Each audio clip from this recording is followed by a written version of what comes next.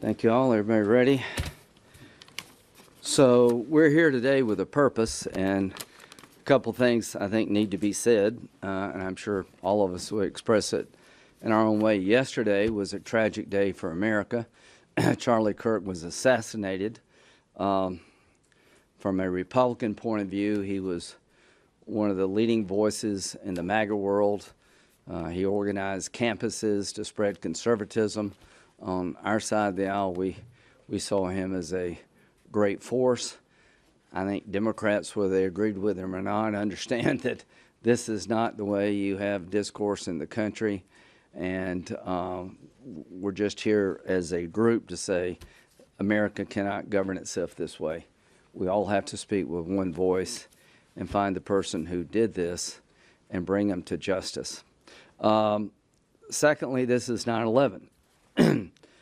I remember where I was at 24 years ago. I'm sure all of us do. I was up here getting ready to go work.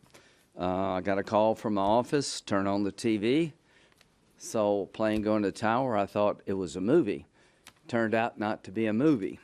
So 24 years later, we remember the victims of 9/11, but I think we're losing the lessons of 9/11 as a nation.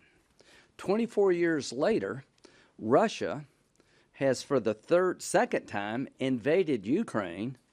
In 2025, over 1 million people have been wounded or killed in a conflict in the heart of Europe, on the European continent. So containing the bad guys and standing up to them is a lesson we've lost. Looking inward is okay, but you also have to look outside the country. The lessons of 9/11, what goes on in Afghanistan actually could matter to you. That when they're blowing up a statue of Buddha in Afghanistan, maybe as a Christian, you're in harm's way here. So I would say that when one country wants to take over another country and exploit the population, rape and murder the people, defy international norms, you should be concerned because it will matter to us. So in the 1990s, Ukraine gave up 1,700 nuclear weapons with a promise their sovereignty would be protected by Russia, the Brits, and the United States, and along comes Putin. In 2014, he invades. In 2022, he invades. And literally over 1 million people have been killed or injured, and millions have been displaced. So I would argue 24 years later, we kind of let our guard down when it comes to people like Putin. So what are we going to do today? We're going to try to create another front against Putin's Russia.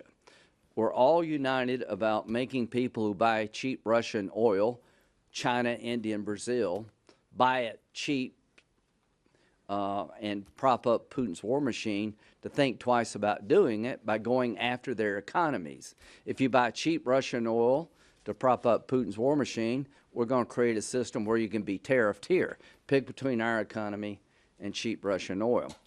So we've brought a lot of attention to that matter. But there's another pressing issue that the world has not talked enough about. Senator Klobuchar was the earliest and leading voice on behalf of the children. Now, how did I know about this? Katie told me that Amy's got a resolution about 19,000, 20,000 children that have been kidnapped by the Russians from Ukrainian families. I said, are you sure about this? And yeah, Amy was right. Katie was right to be concerned. This is 2025. The Russians have invaded Ukraine, and they have kidnapped, we think, 19,546 Ukrainian children away from their families in Ukraine, brought them to Russia in some form, and the teenagers, they're training them to fight their own country. What's the right answer? Do something about it. Get off our ass as a world and make this like unacceptable. So there are, 4 countries under U.S. law that have the designation of being a state sponsor of terrorism. We're here today to say you need to add one more. So this legislation if passed, would designate Russia as a state sponsor of terrorism under U.S. law until they return the children. If you want to vote no, we will make you famous. You need to vote. Thune and Schumer need to bring this bill up soon so we can tell Europe and the rest of the world, follow our lead. What does it matter to be a state sponsor of terrorism under U.S. law? Your economy is radioactive. You do business with Russia at your own peril. We have laws on the books that punish state sponsor of terrorism. It's hard to get on that list. Well, let me tell you, Russia's earned the right to be on this list. So what we're going to do is we're going to roll out our bill today. We're going to ask leaders of both parties to give us a chance to debate this and vote on it. And we want to put in motion right now a process that would lead quickly to Russia being a state sponsor of terrorism, telling everybody in the world who props up Putin, you're running afoul of U.S. law, and we're watching what you're doing, and you're going to pay a heavy price. It's one thing to go after their oil sales. We're doing that. But somebody needs to speak up for the children. We're doing that today. And we're going to have all of our colleagues lend their voice to our cause. And we're going to make Russia, under U.S. law, what they are. Terrorists. This is what terrorists do. They rape, they murder, they kidnap. So I'm looking forward to this debate, as you can tell. I'm looking forward to this vote. And if Russia doesn't want to be a state sponsor of terrorism under U.S. law, return the children. Senator Blumenthal. Thank you. Thank you, Senator Graham, as always, for your leadership. Senator Graham and I have been to Ukraine 8 times over the last 3 years. We've been there together. We've worked together on various measures, and we've seen some of those kidnapped children. I want to begin by saying that political violence should be condemned and stopped, no matter what your politics, no matter where you are on the political spectrum. Violence has no place in America and American political discourse. I think we can all agree that violence ought to be solidly denounced, condemned, and stopped in America. And the spreading frequency and severity of violence should be sickening and shocking to all Americans. No matter what your politics, political violence has to stop. And there is a through line from 9/11 to all of the political killings to the terrorism that we're seeing in Ukraine, which is violence. The violent abduction of these children is a crime against humanity. Vladimir Putin is a war criminal. Among the 20,000 children that he has abducted and kidnapped is a 2-year-old infant who will never know her name. She'll never know her parents or the town where she was born. She's been taken from them and placed in another family where she will be taught Russian, not Ukrainian.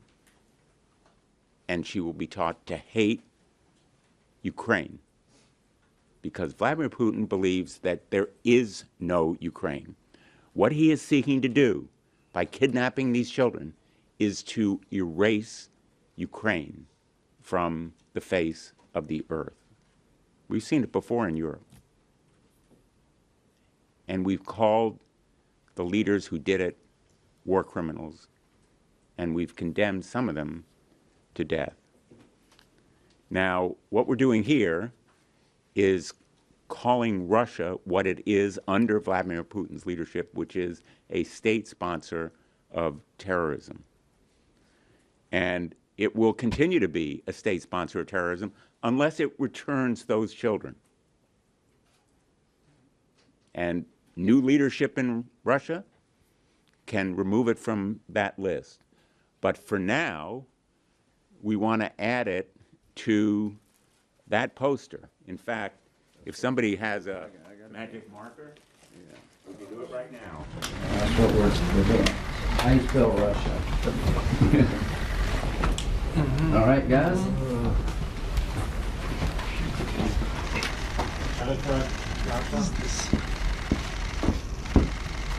Thank you. So, that's where Russia belongs. That's the club. That's the group. A state sponsor of terrorism. Now I know there are all kinds of practical questions. What does it mean? What's the impact?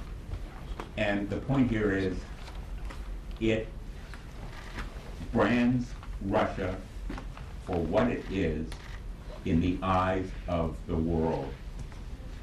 A member of this exclusive pariah club that nobody wants to join, and condemns them not only for moral purposes, but also economic goals as well.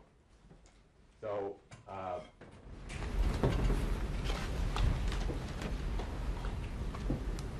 I would just say this measure is no substitute for our sanctions bill, which is also bipartisan, 85 co-sponsors.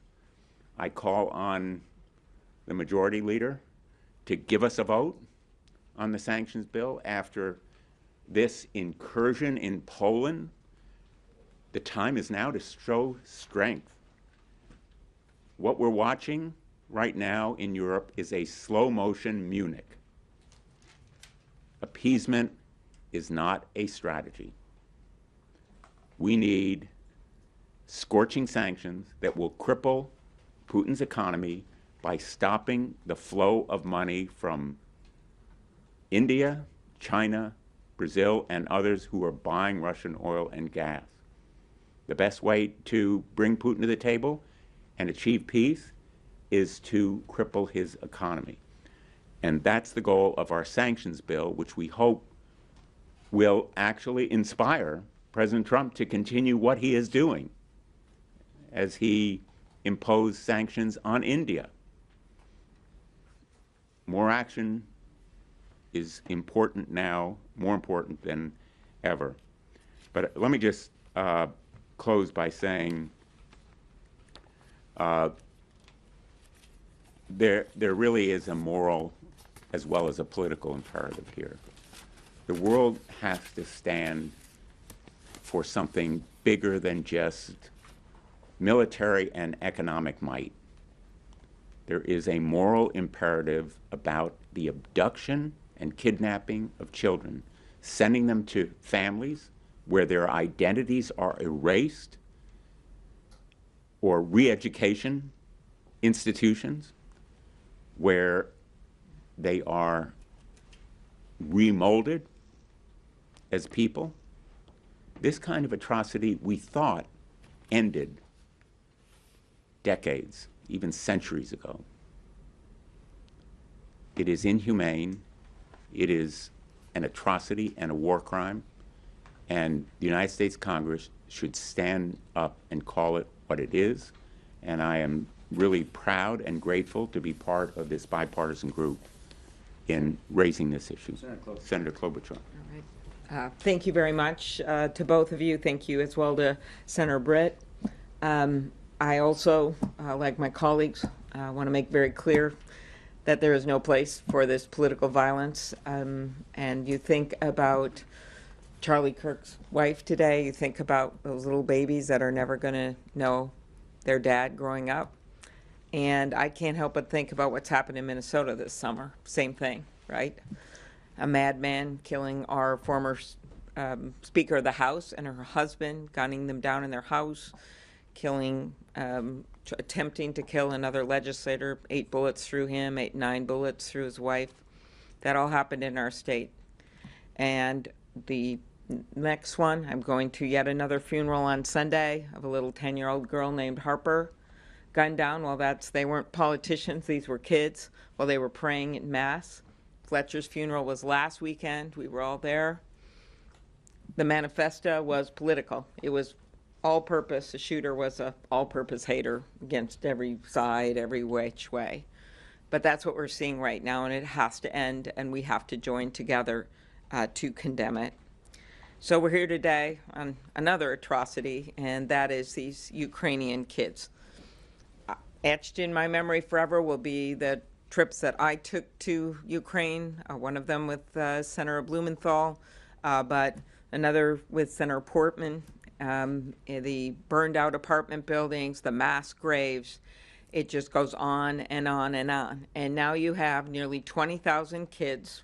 It's one estimate, one is at 35,000, with only 1,600 returned. And if you want to know what terrorism about, it's kidnapping kids. And one of the things that we have made very clear is that these kids must be returned before there's any negotiation on the war, only because you can't start having incentives for combatants in war to capture and kidnap kids. These kids, Lindsey mentioned the ones that were being trained to be part of military in Russia. You also have kids that parents, desperate, were told, well, just come to a summer camp in Russia and it'll be a way for them to take a break. It'll be a safe place. And they never come back. You have kids that were taken either in the war zone or more likely in a situation like this when they were so young that they can't even remember their Ukrainian language or the Ukrainian culture. And the parents aren't going to be able to identify them because they were 1-year-olds or 2-year-olds when they were taken. And now they've been there for 2 years, 3 years. That's what's happening right now. I did a meeting with some of the families, Ukrainian families in Minnesota, and as one of the moms told me, Irina, when we met them, she's talking about the one she met, a few that came back, they didn't cry, they didn't scream, they just stared, eyes wide, eyes empty. So that is why I support this bill, but it is also why Senator Grassley and I came together on our resolution. But there's another bill that's very complementary to this right now that we are working, and I believe will get included in the defense bill, and that is to make sure that we keep tracking, that we assist the Ukrainians in tracking these kids. And we appreciate the First Lady's involvement in writing a letter to Vladimir Putin directly about these kids. And we believe that this must be bipartisan as we go forward. But Senator Grassley and I are hopeful that this will complement this new bill, and that is that we make sure that as a nation we're continuing to track these kids so that when this war ends or even before it ends, we will know who's out there and as best as our ability where they are so they can be reunited with their families. Thank you, Katie. Thank you. Senator Klobuchar, thank you for bringing this to light and making sure that we all could focus in on it. And Senator Graham, thank you for your leadership on this, and Senator Blumenthal and bringing us here today. Before I start on the issue at hand, I want to echo what you've heard from my colleagues. Political violence has no place in America. What we saw yesterday, and everyone saw it, is sickening. It is disgusting. It was a political assassination. And all of you sitting in these rows have a duty and an obligation to call it that. You know, when I'm thinking about Charlie, obviously his faith was the most important thing in his life. His wife, his children, our prayers are with them. But he influenced countless Americans and people across the world, my kids being amongst those groups. Talking with them last night, talking through this with them last night, is just unthinkable that this is happening in the United States of America. And so the time for unity, the time for peace, it is now. I think back to when Senator Graham talked about 9/11. I was in a college class. There in the business school, a really large lecture hall, and the uncertainty of the events were startling for everyone. People were getting various news. I'm sure every one of you remember exactly where you were and how you handled it and the uncertainty of the days ahead. You know, I think about where we are right now and what we're here to talk about. And they have covered this beautifully. I want to focus on the kids. As a mom, I cannot even imagine what it is like to have your child torn from your arms, to know that they're celebrating a birthday or that they had a really bad day and have no one to love them, to hug them, to talk them through it. Knowing that there are not only milestones are missing, but there are moments where you want to create a foundation for your child to be able to stand tall, to stand strong. You think about the uncertainty that these children are feeling, torn from everything they ever knew. We have to speak loudly into this issue, not just today, but every day. And the truth is, we need your help. We've got to elevate this issue in order to be able to bring these children home. And I call on our European friends to stand taller. We all need to be using every tool in our toolbox to bring these babies, to bring these children home. It is clear that Putin will never do the right thing without being forced to. And now is time to make that happen. So thank you for being here. Thank you for covering this. Help us get these kids home. A couple of questions. Yes, ma'am. Senator Graham, I know you talked to the president yesterday. How was your conversation? Because by my count, it's been 6 months since you first started talking and pushing for this bill. When does the patience run out?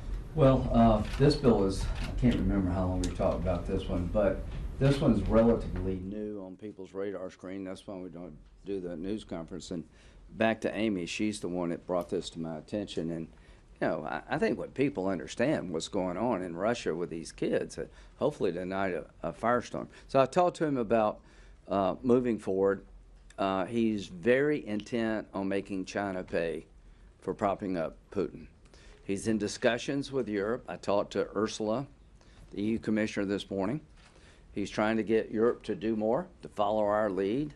I've heard Europeans say, well, the Chinese buy a lot of high-end goods. Too bad. We got to let that mentality go and put China and India in a box to get Putin to the table. So he's talking to the Europeans about things they can do to up their game. I think he's got some pretty serious plans for China. And I encourage the president to, that our bill would help him. That our bill would be, Congress would be basically giving him the authority to do what he's doing, which would help him in court. Senator Graham, had this bill been enforced a month ago, would President Putin have been allowed to set foot on American soil in Alaska? You know, that's a good question. Probably not. And let me just say this. I don't care how we end the war as long as we end it justly. The children come home. There's no third invasion of Ukraine. Ukraine's independent and sovereign. So my point is, we've tried the red carpet approach. It ain't working. There's more attacks today than there were before. And this is just a reality. Poland, 8 drones, or 19, whatever it is, crosses into Polish airspace. This is on the wrong trajectory. And what we're trying to do today is create a tool that will help President Trump end this war. Yes, ma'am. Hi. 2 questions. One, if this bill became law, would that mean that the U.S. couldn't import anything from Russia, as is the case for North Korea and Cuba? We don't import a lot, but we do still import. There are some exceptions about national security. Doesn't mean you can't talk. We talked to the Iranians, during the negotiations. You can be a state-sponsored terrorism, we'd still talk to you, Syria's state-sponsored terrorism, we're trying to give them a way forward. So it doesn't foreclose dialogue, but what it does, it labels you in a way hard for you to grow your economy. I think we've got a common theme here. We will make it harder for Putin to fund this war. And then on your sanctions bill, is the leader willing to bring it forward for a vote? You say you're trying to encourage the president I'm going to talk to him today about that, based on my meeting at the White House. Anybody else?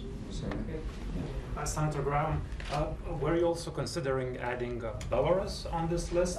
Yeah, I was. There's some connection. Well, they just released some hostages today, and maybe there'll be a breakthrough with Belarus here. We'll We haven't foreclosed. We haven't foreclosed it, but we're focusing on Russia today. On that, what is your reaction to administration agreeing to lift part of the sanctions? Well, I'm glad the hostages are out. I'll trust their judgment about how to do that, but we're not giving Belarus, we're still looking at it, yeah. Thanks, Senator. Would this have any significant military consequences for Russia, and is that your intent? It How the has, country would deal with it? okay, it has significant economic consequences to Russia. Russia is the most exposed enemy that we've probably ever faced because they have a single source of revenue, fossil fuels. Their banking industry, you know, they do other things. But this designation makes it very difficult for you to do any above-board business with Russia. Europeans have sanctions on Russia. Clearly, they're not getting him to the table, right? Look at who's on this list. Anybody want to go to Cuba, North Korea, Syria, and set up business right now? Probably not. By putting Russia in that category, I think we're going to do a lot to cripple Putin's ability to maintain this war. A company that does business with a state sponsor of terrorism is going to have a lot of explaining to do to consumers, to suppliers, to everyone involved. It makes Russia a pariah state. The other thing I want to add here is that this has been practically done is getting these kids back is not something that's just like some distant possibility. Right. If they're really serious about wanting to negotiate peace or come back to the table again, this has got to happen, as I said, before an agreement, or we will be setting, and the world will be setting a horrible precedent. So the idea here is it is a further incentive to get this moving and to get these kids back, which we have to do anyway. And every single, in their lives, if they're 6 years old, every single month, right, for them is like another year. And we're denying them being in their home country, their home culture, their home language. So it is important to note that this is tied to getting the kids home. And I will just mention, we spoke to President Zelensky on our last trip about this issue. And I just left a meeting with Ukrainian people who deal with veterans. This issue is so profoundly important to Ukraine people. If you begin a conversation with Ukrainians, this issue is front and center, as you would expect it would be. Imagine if 20,000 American children were abducted by Russia. The President of the United States would be talking about it every day. In fact, we would have gone to war. These children are more than a number, more than a statistic. They are individual members of families of Ukrainians. And so this measure, we may regard as symbolic, but for them it is at the center of Ukraine's existence because it is part of Putin's effort to erase Ukraine from the face of the earth. That's his goal here. To make it Russian territory, to eliminate Ukrainian language and culture and religion, and to abduct children so that they can be re-educated. And for Ukrainians, this measure would be a major morale booster. Two more. Her than you. Thank you. Claire Magnol from the French weekly Le Point. Senator, you alluded to a slow motion Munich. What would you like European leaders to do? What would be your message to them today, and especially to France? I support President Trump in asking Europeans to do more, devote more of their budgets to military aid for Ukraine, buying American arms that can be transferred to Ukraine. More F-16s, long-range artillery, interceptors for their Patriot missile systems. And yes, more drones. But America also has to step up with increased production capacity so as to have the munitions and artillery and other arms that can be transferred to Ukraine. But I also want to see European economic sanctions coordinated with American economic sanctions. They have like a lot of sanctions Europe has put on. They got 19 more. They're looking at oil refineries. They're stepping in the right direction. What I want the French to do?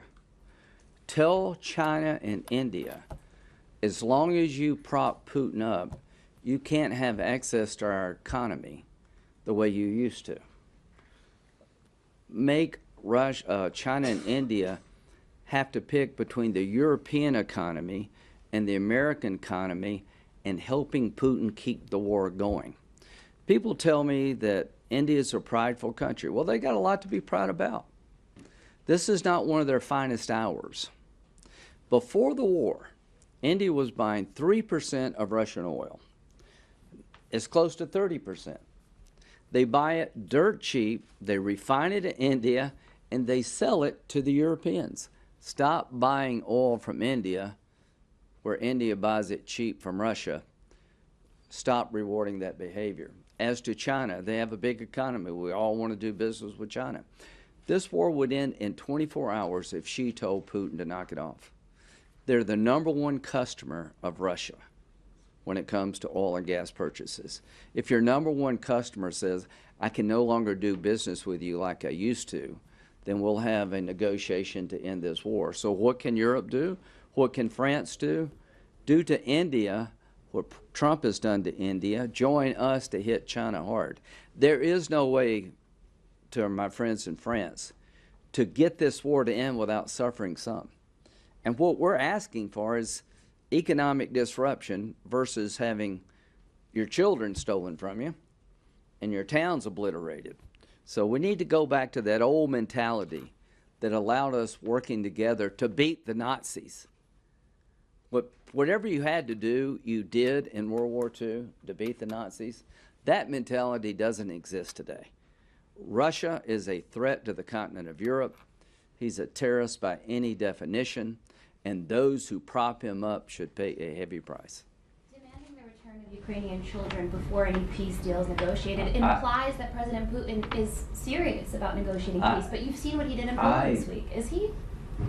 I love what Senator Klobuchar said. If you're really serious about changing who you are, return the children. And if you deny you have them, let's have a debate in front of the world about who's right. So, you know, the idea was that we would demand a ceasefire. A ceasefire accompanied with exchange of prisoners and a return of the children. Yeah, that's right. And That's then peace negotiation. Yeah, I like that. That is the plan and the path toward peace. And it's realistic if Putin really wants peace, but he's showing every sign he wants continued war. He is stonewalling and playing the United States of America. And this latest attack on Poland, I'm calling it an attack because it couldn't have been inadvertent. And today there was testimony, I was there in the Armed Services Committee, I asked the nominee for vice chairman of the Joint Chiefs of Staff, could this have been inadvertent? And he was measured and cautious, but basically he said there's no way it could have been inadvertent given Russia's military capacity. For 9 to 18 drones being sent over Poland, no accident. Senator, are you aware whether Melania Trump, the First Lady, is engaged on this issue? You know, I want to echo what was said by Senator. Her voice really mattered here. I think she wrote that letter for a reason. I don't want to put words in her mouth, but our First Lady brought attention to not particularly this issue, but the plighted children that allowed us to have a stronger platform. But yes, I think her focus and attention to what's happening to children really did matter, and I want to applaud her for that. And here's my challenge to Russia. If you don't think we're right, tell us why. Go to the media and say it's not 19,536. Give a answer to the accusation. Is this a binding or a non-binding resolution? I know you guys passed a similar measure a couple of years ago. You know, and have you talked to the this Secretary of State? resolution is urging the Secretary of State, but we also do the designation. I think when it passes, that problem will be solved. That Marco, when he sees 90 votes, they will do it. But the resolution is designed to make them under U.S. law. Just to clarify, the bill says the Secretary of State Shall. shall designate Russia as a state-sponsored terrorism within 60 days, Yeah. unless he finds that the children have been returned. Yeah. And then he can take the designation away Yeah. if he finds later that they have been returned. And it's all about the children. Thank you.